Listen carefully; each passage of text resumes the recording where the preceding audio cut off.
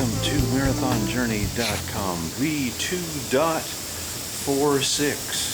where I use the Jeff Galloway Run, Walk, Run Marathon training program to make my alarm go off at 3 o'clock in the morning on a Saturday.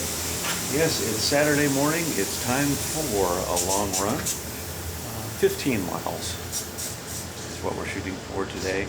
It is 73 degrees in the middle of the night. So we are very well rigged for hydration. Got a ton of water in my Nathan pack, 2-liter pack on today, and very self-sufficient because we're going out on the trails. Gonna go back up through the tunnel where we normally have been going the past few weeks, and we're gonna head up all the way to that end of that trail, come back and take one of the other switchbacks. So we're gonna have a good time today. Keep our fingers crossed. Nice and slow and very long, and we'll see you a little farther down the road.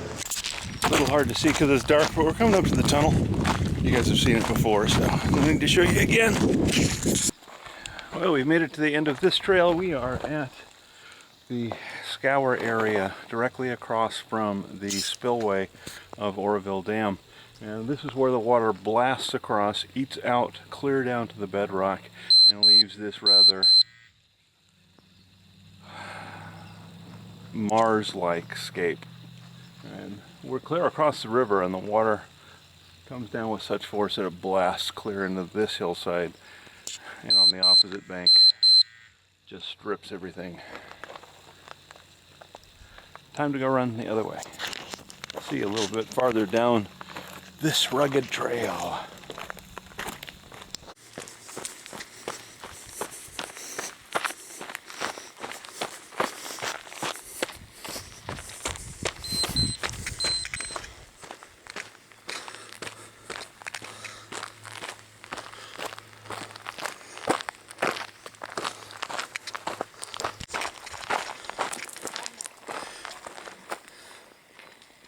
Don't want to misstep.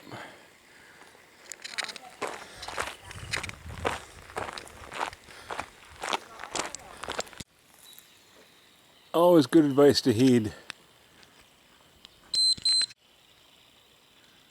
Because if you don't, you're going to get ground up like you're in a Cuisinart.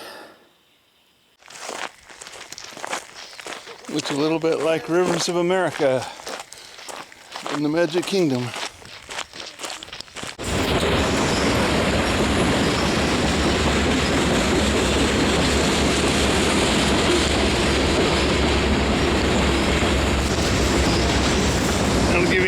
Of how big of a drop this is off the trail.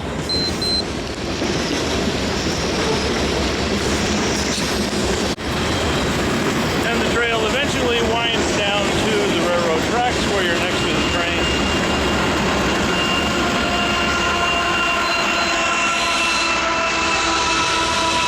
A little noisy, but pretty cool. Closing in on 8.5 miles. Time for a little fuel. Island Boost Passion.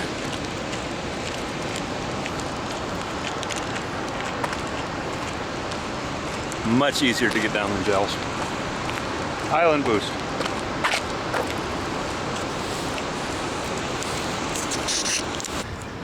Well, we have done it in spite of the temperatures. We cracked 15 miles today, and I think we probably cracked 80 on the thermometer easily by the time we got finished here, even though we started well into the dark. So what do I do when it is that hot out? Well, you can always go to Mission Sports sleeves, and I have a cap that I wear, and as long as you keep that wetted down, the evaporative effect is really profound. It also keeps the sun off of you, which is very, very helpful.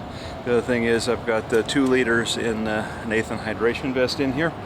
If you're wondering about the mouth tube, it's just the regular Nathan mouth tube, but it has, I think it's by Hydration Tube Covers or some company like that, has the insulation in the cover, and to make it stiff, it's a secret that costs you few bucks. But the nice thing is that you don't have to reach for it.